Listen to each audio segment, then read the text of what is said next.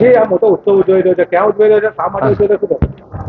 નડિયાદમાં ચરોતરના અને સમગ્ર મધ્ય ગુજરાતના શ્રદ્ધાના શિખર સમા યોગીરાજ અવધૂત શ્રી સંતરામ મહારાજનો 194મું સવાધી મહોત્સવ નડિયાદ સંતરામ મંદિર ખાતે ઉજવાઈ રહ્યો છે.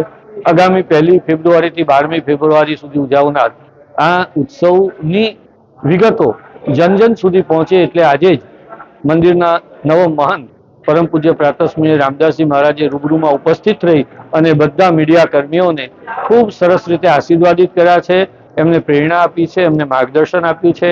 1 થી 9મી ફેબ્રુઆરી સુધી મોરારી બાપુની રામચરિત માનસની કથા રોજ સવારે 10 થી બપોરે 1 વાગ્યા સુધી છે. દરરોજ સાંજે 4:30 થી 6:30 5 દિવસ, વચલા 5 દિવસ 3 થી 7 તારીખ એ કથાકાર ત્રિવેણી છે, જેમાં ગુજરાતભરના કથાકારો આવી અને પોતાની કથાઓ વિશેની સુંદર વિગતો પ્રજાજનોને આપવાના છે.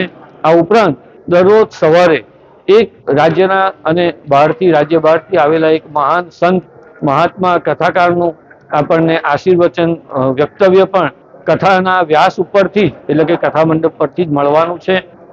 વિદેશથી હજારો ભક્તો સંતરામ ભક્તો આવી ચૂક્યા છે, એમની અલગ વ્યવસ્થા કરવામાં આવી છે. આખા પરિસરમાં છેક રોડથી બહાર અંદરના મંડપ સુધી બધે જ બેઠક વ્યવસ્થાઓ કરવામાં આવી છે. સીસીટીવી પણ મોટા મૂકવામાં આવ્યા છે અને હજારોની સંખ્યામાં અત્યારે જ અમે ગણી રહ્યા છે 15,000થી વધારે તો સંખ્યામાં આવે એટલી સગવડ કરી દેવામાં આવી છે. તો આવા વિવિધ ઉપક્રમોમાં આ કથાનો ઉત્સવ યોજાઈ રહ્યો છે. 12મી ફેબ્રુઆરીએ મહાપૂનમ છે, એ દિવસે સાકર વર્ષા અને દિવ્ય આરતીનો લાભ થશે. 1 ફેબ્રુઆરીએ ઉદઘાટનના દિવસે ગોવિંદગીરીજી મહારાજ અયોધ્યા મંદિરના ખજાનચી તેઓ ખુદ પધારી રહ્યા છે, મા કંકેશ્વરી દેવી પધારી રહ્યા છે, દેવપ્રસાદજી મહારાજ પધારી રહ્યા છે. આ બધાની ઉપસ્થિતિમાં ઉદઘાટન થશે. યોગીરાજ માનસ સંતરામ મંદિરના જીવન કાર્ય દર્શન ઉપર પરમ પૂજ્ય રામદાસજી મહારાજે ચોપાઈ છંદમાં 1100 જેટલી ચોપાઈ છંદમાં લખેલું યોગીરાજ માનસ પુસ્તકનું લોકાર્પણ પણ એ દિવસે થવાનું છે.